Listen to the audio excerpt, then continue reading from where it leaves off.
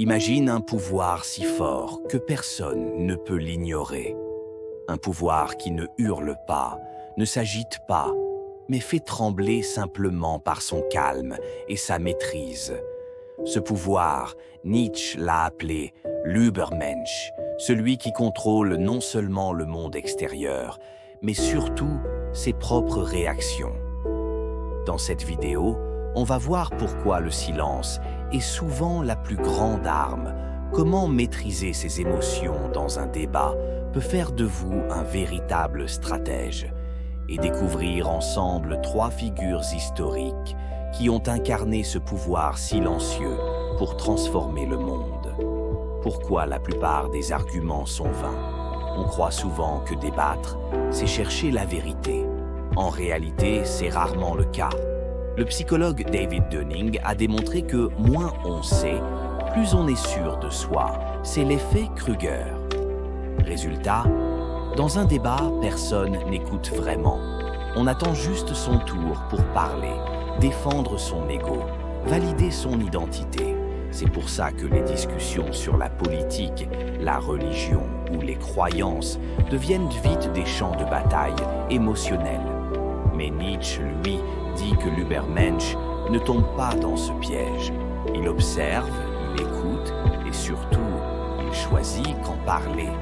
Il ne réagit pas à chaque provocation. L'émotion, l'ennemi du contrôle. Pourquoi réagir émotionnellement nous affaiblit? Parce que celui qui vous met en colère vous contrôle. Le calme est une forme de puissance. Des études en psychologie comportementale montrent que les gens calmes sont plus persuasifs, plus crédibles.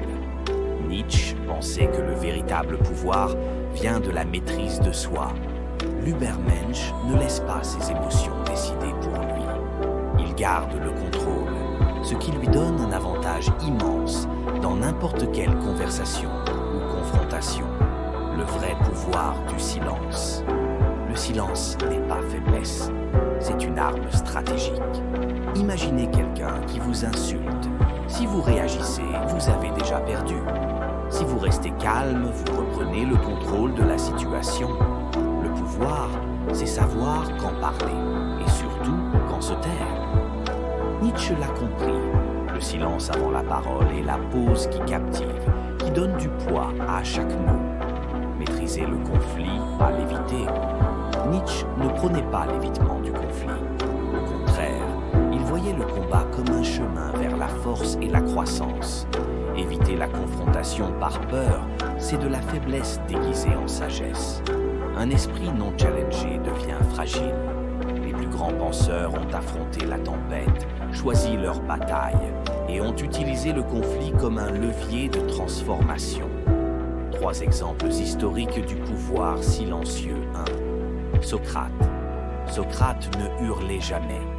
Il questionnait calmement, posait des questions précises. Ce silence dans la parole faisait s'effondrer les certitudes de ses interlocuteurs. Il maîtrisait le débat sans jamais élever la voix. 2. Mahatma Gandhi. Face à l'oppression, Gandhi a choisi la non-violence et le silence comme arme. Il a su garder son calme malgré les provocations, imposant un pouvoir moral immense qui a renversé un empire. 3. Abraham Lincoln. Pendant la guerre civile américaine, Lincoln était réputé pour son calme et son écoute. Il ne se laissait jamais emporter par la colère, ce qui lui permettait de prendre des décisions stratégiques et d'unifier un pays divisé. Conclusion. Le vrai pouvoir, ce n'est pas dans la voix qui hurle le plus fort, mais dans la voix qui se fait écouter. Apprends à maîtriser ton silence, à contrôler tes émotions et à parler seulement quand ça compte. Et c'est ça la prochaine fois que tu sens une discussion tourner au vinaigre. Rappelle-toi, c'est dans le silence que se cache la force.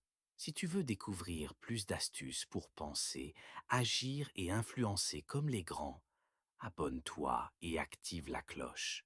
On est là pour grandir ensemble.